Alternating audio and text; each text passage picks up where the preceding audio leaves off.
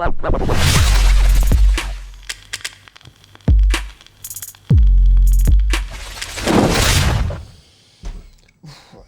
do this. Let's do this. Yes, guys, welcome to another video. I'm Lewis and above me is Jordan. And we're going to be doing the Porto review. Got the win. It wasn't easy though. And we'll go through some key talking points. And before we do though, if you do like the video, please smash a like on it. You guys smash the likes during the live stream. I think we got over 600, right? Yeah, over 600 likes on a live stream. Absolute madness. Yeah, you guys are smashing that. Subscribe if you're new with the notification bell turned on for daily Manchester City videos. But I want to start off with Ferran Torres. Obviously, come on as a substitute. A lot of people wanted him to start. I thought he would start. Didn't obviously start. He come on as a substitute. Looked really, really good, didn't he? The impact he made when he came on was unreal. He came on like the same time as Foden, and their link-up play together. That's why I got the picture with both of them in there. Their link-up play together was something else. They got that green chem. They're on that hyper green chem. They're slamming together, and it's really good to see. It's good to see. It's really exciting for our future as well. These both being really young, and honestly, he looks like a superstar. He looks good. He has that look about him where, you know what I mean, he's mean. He has fierceness in his face. When he took on that guy on his goal, you could just see he was done. In his head, he already knew. He knew you're gone, mate. And then one look at the goal, pow! What a finish it was as well. Yeah. What a finish! There's plenty of people in our team that have been in our team for time that wouldn't have finished that. Oh yeah, definitely. I just like. He's obviously he's fast, he's pacey, he's kind of strong as well, which I like as well. But yeah, he looked really, really good when he come on.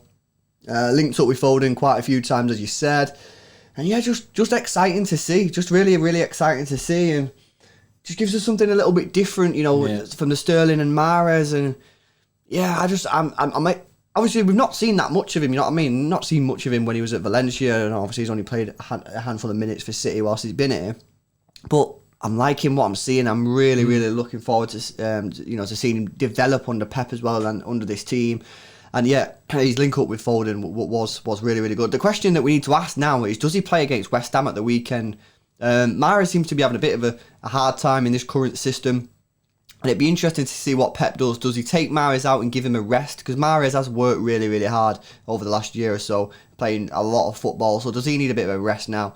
Get Torres in a bit fresh, put Sterling on the right hand side and see how that plays out. It's a bit like the Sane and Sterling situation where Sterling goes back onto the right.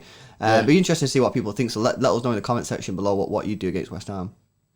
Yeah. Moving on from Ferran Torres and Foden, who both obviously smashed that, to a guy who started the match, Ruben Dias.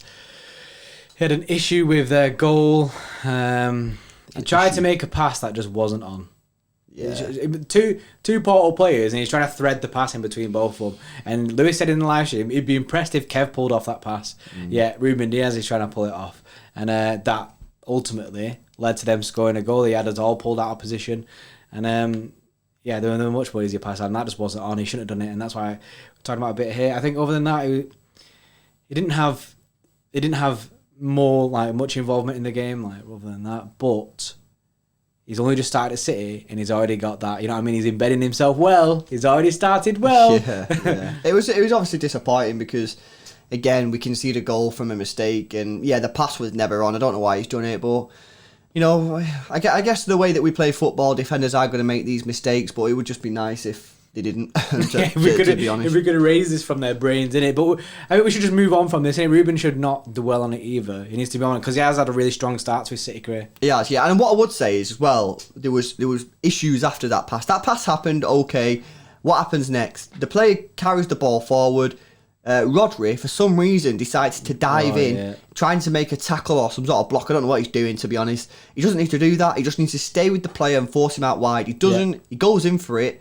Gets it all wrong, and then he's out of the game. The defender's then running at Cancelo, and Cancelo, it reminded me, guys, very much of Samir Nasri against United, Robin Van Persie free kick. Just dangles a leg out. He's got to get closer, he's got to get tight to him, try and block the shot. Doesn't. The guy gets a shot, and it's a fantastic finish and a good goal from their point of view, but three, for me, key errors.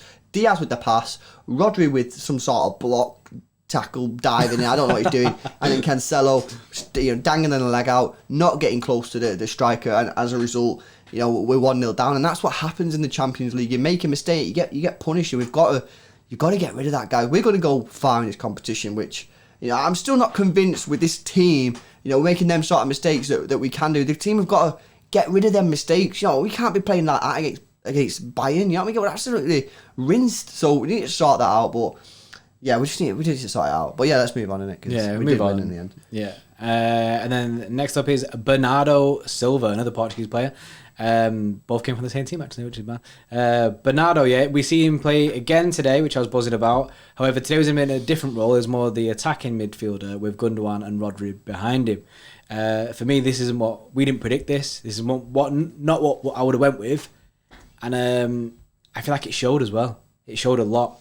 You're seeing Rodri and Gundogan kind of like they didn't transition the defending to attack very well at all throughout the game until Foden and Torres came on. That's when we started seeing City again. We started to look alive, like we was really in the game. Yeah. The link-up plays, it was all working really nice when we were playing some really nice football when they came on. And that's because we took a defensive mid off and put an attacking mid on, and then Bernardo could sit back a bit more.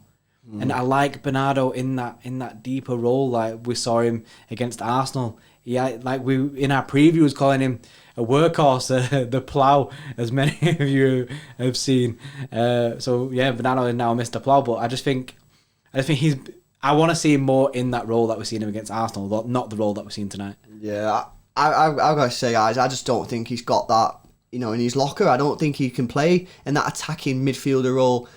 I don't think he's got the David Silva pass. I don't think he's got the Kevin pass. He can score goals. He can score goals, which is decent. But we didn't create anything. How many times did a ball get put in behind for Sterling or for Aguero? Just never happened.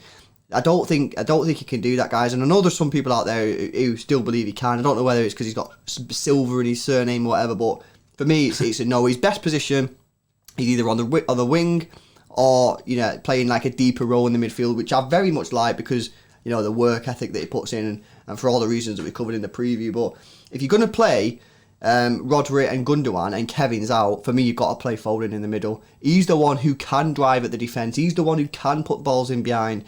You've got to play him. We looked immediately better when Phil Foden and Torres come on. That's an interesting one. And again, I know some of you won't agree, so let us know in the comment section below your thoughts on Bernardo Silva. Player ratings time. Yeah, it's time for player ratings. So we give Edison a 7.5. He's a bit dodgy today. His passing was a bit dodgy. That's why I gave him 7.5. He didn't really have much to do. I mean, he's conceded, but yeah, the dodgy pass. I think you all know what I'm about. It was in the first half, wasn't it? When doing pet ball, passing it around the back, and it was just a bit of a dodgy one. Walker 8.5, got a yellow card, but I think played really well today. Did play really well, yeah. You know what I mean? Walker's just one of the guys. He just guarantees you. At some point, though, the guy's going to collapse. Yeah, and just say, he's I'm done. So much football. He needs a rest, guys. At some point, you've got to take him out of the team and give him a rest. And I don't know when that's going to be, but at some point, he's going to get injured or he's just going to fall off a cliff and just put in a terrible performance. I'm just putting out there because there's no way that he can play this much football and keep up this level of ability and his performances. He played most of the games last year.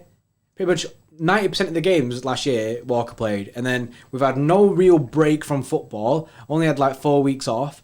And then he's straight away back in the team. Then the international break comes. He plays both of them games. He's back in England squad now. Because he's back in England squad. And then straight back here against Arsenal, play him again, obviously. And then tonight was probably one of them nights where you could look at and go, right, this is probably one of them nights where we can rest Walker. And then we didn't.